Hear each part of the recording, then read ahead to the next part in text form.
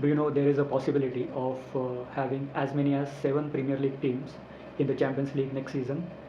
Yes, that could be a wildest possibility. I mean, this is probably one in a million chance, but you never know. I mean, this can still happen.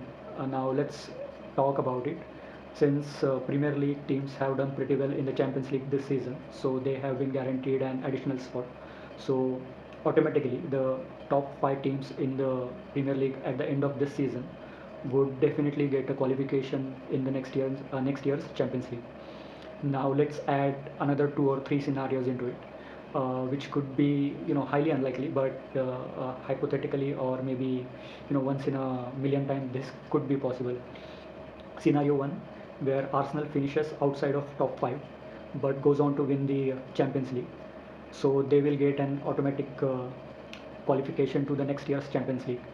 Scenario number two, where Aston Villa finishes outside of top 5 but goes on to win the Champions League this season and gets a guaranteed spot in the next year's Champions League group stages.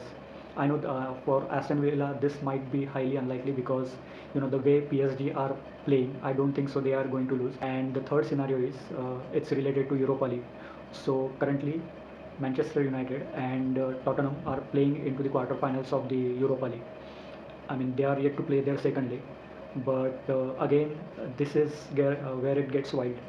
I mean, one of them goes on to win the Europa League this season and ultimately secures an guaranteed spot in the next year's Champions League.